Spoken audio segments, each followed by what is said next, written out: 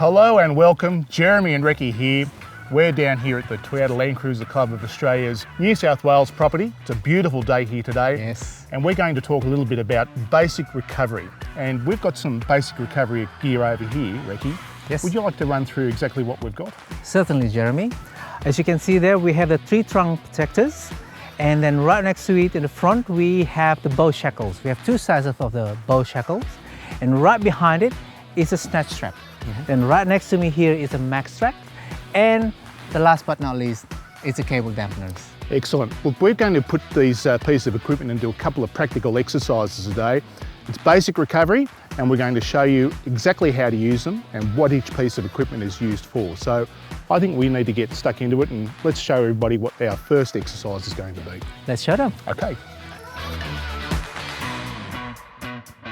So our first exercise is going to be a single line pull using the winch. Yes. And of course we've got some fantastic Toyota genuine accessories here, one being the Excellent. fantastic steel bull bar here, which is on the HiLux GR Sport.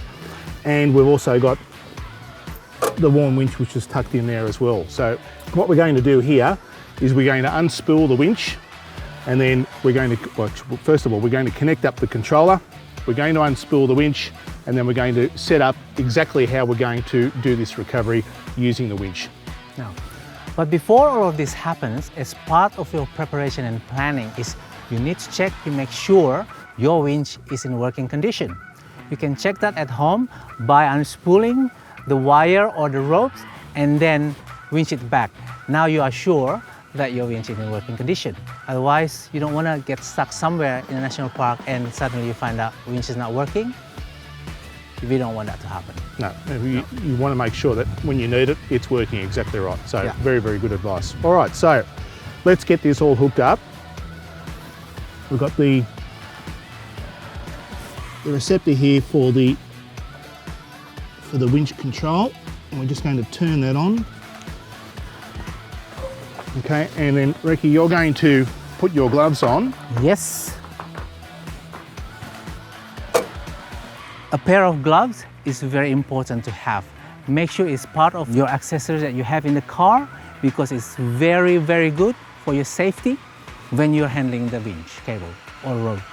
All right, let's grab the front of it, and you pull, and I'll release. Ready? Ready?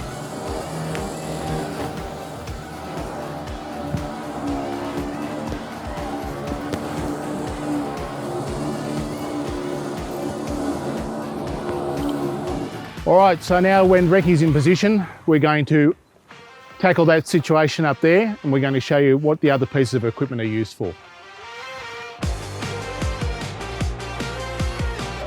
So as part of this exercise, we're going to need a couple of pieces of equipment. First of all, we're going to need is a tree trunk protector, which is that one there. We're going to need a bow shackle, and we're going to need a cable dampener. And the way that these things work is like this. First of all, you need to have an anchor point. We're doing a single line pull. We're pulling this vehicle up from the bottom of the gully here. So we need to have an anchor point. So generally speaking, you'd have a tree, a substantial tree that you would put this around.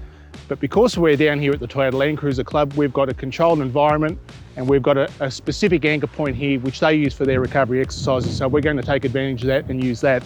So right here, we're going to put the tree trunk protector around. And if you need to shorten it up a bit, you can do so. You just wrap it around. Make sure you don't get any twists in it whatsoever. Okay, and then bring these two loops back here nice and evenly. Then we grab our bow shackle. Simply a matter of unscrewing the bolt and then placing the loops of the tree trunk protector around it like that. And then we tighten it back up as far as it'll go, and then we just take the bit of the pressure off, just a little bit. And the reason why we do that is so it doesn't get stuck. Sometimes when things are pulled and pushed around, they can bind up. So we just knock off a bit of the pressure off that. Then we grab our hook and we go straight over the bow shackle as such. The final piece of the puzzle is the cable dampener. This will prevent the bow shackle, in this case, because it's a very heavy material and it's a very dangerous projectile, just in case if your rope snap. So the dampeners is a must and you must put it there. So now the setup is quite ready. There's one more safety thing you have to be aware of, is the radius of the safety distance.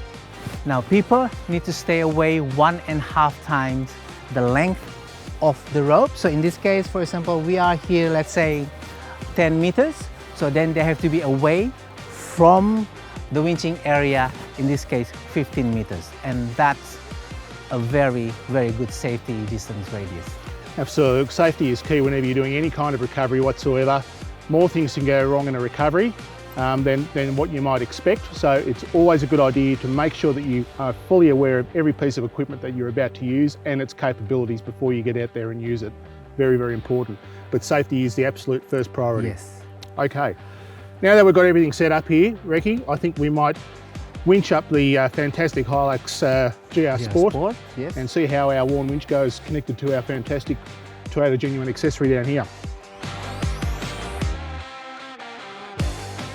Okay, so now we've got our winch exercise all set up here. I'm going to show you how you can do this recovery on your own. But remember, you should never go alone forward driving. That's the first rule of your preparation. So you should really be with somebody else, preferably another vehicle. But if you weren't, this is what you'd need to do. So everything's hooked up. All we need now is a winch controller, and we need to hop in the car and get winching. So what we're doing now here is we're hopping back in the car.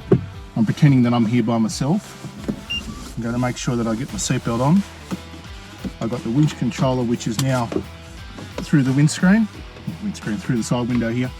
And then so what we're going to do now is we're going to turn the car on. Now look, really, really important, particularly when we're winching the car, because the winch is electric, it's going to use the vehicle's battery as its power source. So if you don't have your engine running and you've got such a load like the winch is taking here, you're going to flatten your battery very, very quickly. So always best to have your engine going.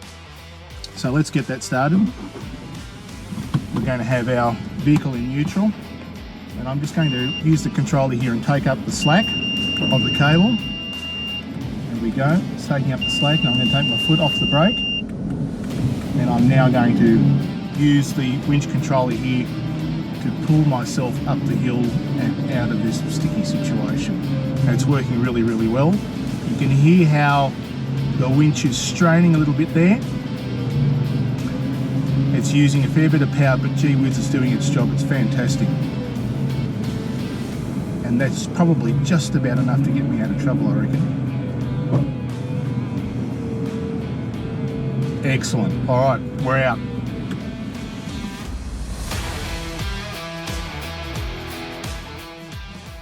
In this scenario, we're going to perform a snatch recovery by using two vehicles. So if you are traveling with someone, then you can utilize their vehicles to do a snatch recovery for you. So what are the steps involved in this type of recovery, Jeremy? Well, the first thing to do, as always, Recce, is to stop and assess the situation. Don't rush into it. Make sure you've got plenty of time to actually work out the best way to recover your vehicle that's in question. So in this case, you and I have determined that snatch recovery is going to be the most appropriate. Yes. So we've got a few pieces of equipment here which will take us and help us do this recovery. First and foremost is a snatch strap. So this is like an elasticized band, if you like. It does have a bit of stretch in it and it pulls back. So that's the way and why it's called a snatch. It absorbs the shock and it actually recoils back and helps pull the car out. So first bit of kit is this. Yes. The second bit of equipment is we're going to be using is a tree trunk protector, and we're going to use that as a bridle. And the reason why we're using that as a bridle is because here we're using the Toyota Genuine recovery points both on the SR5 and the GR Sport. So always best to use a bridle in this situation, and what that does, it actually distributes the weight evenly between the left and the right hand side of the car. The other two pieces of equipment we need are bow shackles, and these bow shackles will be fitted to the back here at the rate of recovery points, and we're going to repeat exactly the same scenario on both vehicles here. So we might get stuck into that. Yes. First and foremost, I'll roll this out. Okay, so we've got our snatch strap out there, and the next thing we do is we get our tree trunk protector, and we're going to use this as the bridle, as I mentioned before. It's a fairly simple kind of scenario. We're going to thread the tree trunk protector, or the bridle in this case, through the snatch strap. And Ricky, you'll give me that bow shackle there. And we're going to pass these bow shackles through our rated recovery points. So we're having the bow end of it sitting in like that. Then we're going to pass the webbing through like so. Screw it all together. And remember, a little half turn off again. And now we have our bridle strap in position. Okay, so now we've got our bridle set up there. Our weight's evenly distributed on both the left and the right hand side of the car. We're going to repeat exactly the same thing on that vehicle down there. Okay, so we've reassessed the arrangement here, Ricky. Yes. We've thrown a couple of cable dampeners in for added safety. We've got our radios, and I think we're just about set to do this snatch recovery. Yeah. It's very important to have the two radios between the two cars because we need to communicate. So the car in front will be the leader, and the car being recovered will follow the instruction of the car in the front. So that's why we need the two radios to make sure we can communicate each other clearly. Excellent. All right, shall we get recovering? Shall. Let's do it.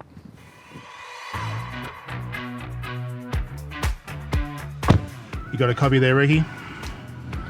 I got a copy. Have you got your vehicle switched on? Yes, and I'm in drive.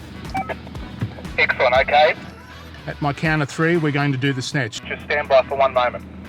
So what the idea of a snatch recovery is that I'm just going to give Ricky a bit of a pull out of the tight situation that he's in down there. And it's really not much of assistance at all. You'll be surprised how little you actually need. So I'm going to put my vehicle in the drive, and when I tell Ricky snatching, he's going to start to accelerate, and I'm going to accelerate, and Ricky's just going to come straight out of the ditch. So we're ready to go. Okay, Ricky, are you ready? I'm ready. Okay, on the count of 3. 1, 2, 3.